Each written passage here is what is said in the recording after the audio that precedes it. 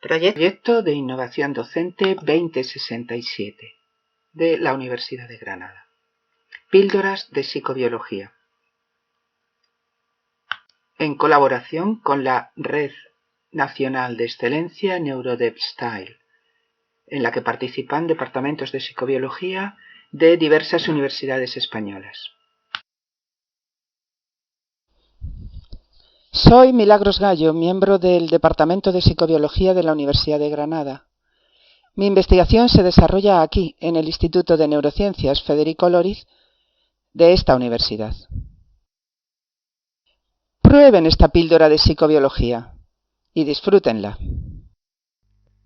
¿Cómo ayuda la genética a la psicobiología? La psicobiología se beneficia de los avances técnicos en el campo de la genética que permiten intervenir en el nivel molecular para observar los efectos sobre el comportamiento. En esta píldora vamos a repasar algunos conocimientos básicos sobre la molécula de ADN para explicar de forma muy sencilla las técnicas genéticas que van a facilitar la posibilidad de visualizar, cortar y pegar, es decir, editar el genoma.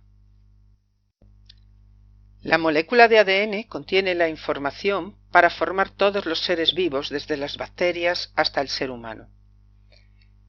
Por ello, tiene que tener grandes posibilidades de variabilidad, de acuerdo con la gran variabilidad que observamos entre los seres vivos. Por otro lado, los organismos pluricelulares, como el ser humano, se originan a partir de la división de una única célula inicial. Por tanto, la molécula de ADN tiene que poder copiarse con facilidad para poder pasar la información de una célula a otra y de generación en generación. Efectivamente, la molécula de ADN cumple los requisitos debido a su estructura molecular. Aunque a los no expertos pueda asustarnos la fórmula que vemos cuando desenrollamos la molécula, en realidad es muy sencilla porque está formada por unidades que se repiten.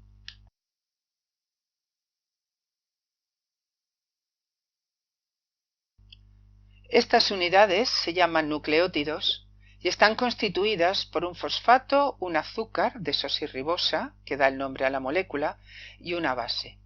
Existen 4 tipos de nucleótidos en función de sus bases. Los nucleótidos se unen en cualquier orden para formar largas cadenas, lo que asegura la posibilidad de variabilidad. La secuencia de nucleótidos codifica la secuencia de aminoácidos que va a constituir las proteínas, finalmente.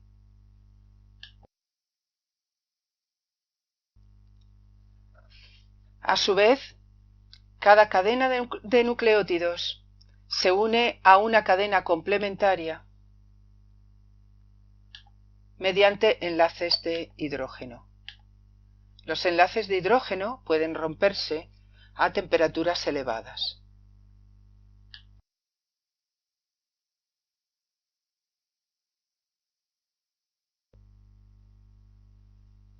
Como decíamos, existen 4 tipos de nucleótidos en función de sus bases: timina, adenina, citosina y guanina.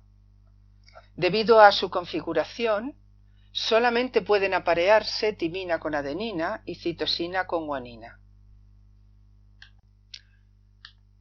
En el principio de apareamiento selectivo de bases se fundamentan técnicas genéticas de secuenciación del genoma. Por ejemplo, Edwin Sudden, en 1975, desarrolló la técnica que lleva su nombre, Sudden-Blot. Con esta técnica se pueden identificar secuencias de ADN empleando una secuencia de nucleótidos complementaria marcada que se denomina sonda. Una técnica similar se desarrolló para ser aplicada al ARN y fue denominada, con gran sentido del humor, Northern-Blot, por contraposición a Sudden.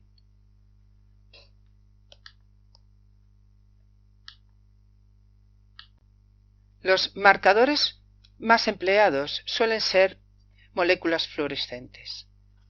Es de destacar la proteína fluorescente verde, o GFP por sus siglas en inglés, obtenida de las medusas, que es una buena amiga de los biólogos.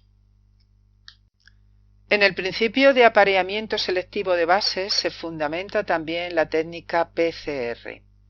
PCR son las siglas de reacción en cadena de polimerasas en inglés. La técnica aprovecha la gran facilidad de copia de la molécula de ADN. Cuando las células se dividen, el ADN se copia. La molécula se parte longitudinalmente y cada cadena sirve de molde para completar una nueva molécula gracias a la aportación de nucleótidos y la participación de polimerasas de ADN. En el laboratorio se puede romper los enlaces de hidrógeno aumentando la temperatura por un proceso denominado desnaturalización.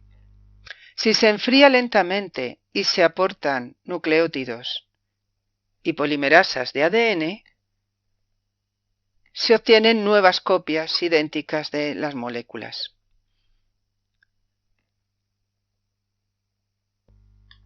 A medida que se repiten los ciclos, calentando y enfriando, el número de copias aumenta exponencialmente.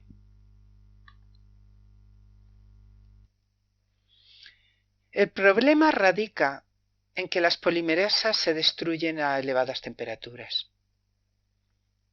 Y ello obligaría a añadir polimerasas en cada ciclo, lo cual retrasaría el proceso considerablemente.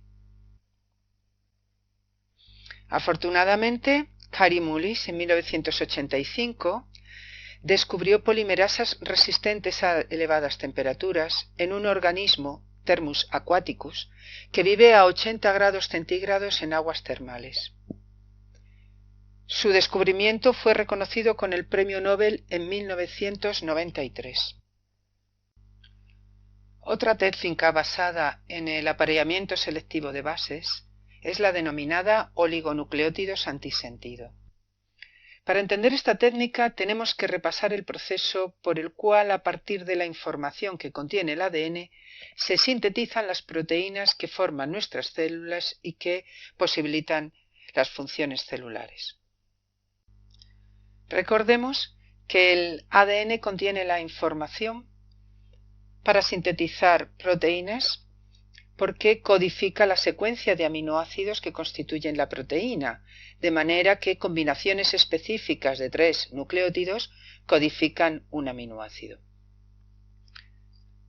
Pero el ADN se encuentra dentro del núcleo, en las células con núcleo, y la síntesis de proteínas se realiza fuera del núcleo, en los ribosomas. Por ello, el primer paso es transcribir la información que contiene el ADN a una cadena simple de ARN. La molécula de ARN es similar a la de ADN, salvo que el azúcar es ribosa en vez de desoxirribosa. Y el sistema de copia es similar al que ya hemos visto, salvo que el ARN contiene uracilo en vez de timina. El siguiente paso es traducir la información que contiene el ARN mensajero que ha salido del núcleo al lenguaje de las proteínas. El ARN mensajero sirve de molde para formar cadenas de aminoácidos gracias a moléculas de ARN de transferencia que se acoplan a aminoácidos específicos.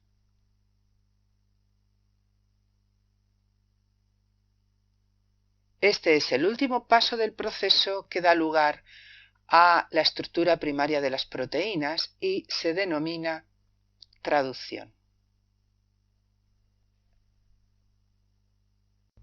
Finalmente, en función de la configuración y de los plegamientos, las proteínas adquieren formas secundarias o terciarias. Y aquí vemos algunos ejemplos de proteínas como el transportador de la dopamina, el receptor de serotonina o el pigmento de los bastones rodopsina. Volviendo a la técnica denominada oligonucleótidos antisentido, consiste en emplear una secuencia de ADN modificado o bien ARN que se acople a la secuencia complementaria del ARN mensajero para destruirla. De esta manera se puede bloquear el último paso de la síntesis de proteínas, es decir, impedir la traducción. La combinación de técnicas como las que hemos visto, junto con el hallazgo de tijeras genéticas que permiten cortar y pegar el ADN, gracias al descubrimiento de enzimas de restricción, que mereció el premio Nobel en 1978, y más recientemente la técnica CRISPR-Cas, desarrollada por el español Francis Mójica en la Universidad de Alicante, posibilitan la intervención sobre los genes y sobre su expresión. El psicobiólogo entonces se beneficia de todas estas técnicas, pero siempre y cuando pueda aplicarlas al estudio del comportamiento del organismo entero. Por ello, el desarrollo de animales transgénicos, generalmente ratones, ha adquirido una gran importancia para la investigación psicobiológica. El primer paso para la generación de un ratón transgénico consiste en modificar, mediante las técnicas de ingeniería genética que hemos mencionado, el genoma de una célula madre en la etapa de plástula. Y una vez modificado en esa etapa, se trata de trasplantarlo a un embrión receptor. De manera que las células modificadas se integran junto con las células del embrión receptor para dar lugar al organismo entero. Y así se producirá un ratón quimera, es decir, parte de sus células están modificadas genéticamente y otra parte no. Cuando se cruzan ratones quimera con ratones no modificados o wild type, siempre que las células germinales hayan sido afectadas, puede transmitirse esas modificaciones a la descendencia, a partir de sucesivas generaciones y con sucesivos cruces. De este modo, gracias a la genética, el psicobiólogo dispone de una panoplia de posibilidades para seguir investigando los fundamentos moleculares del comportamiento humano.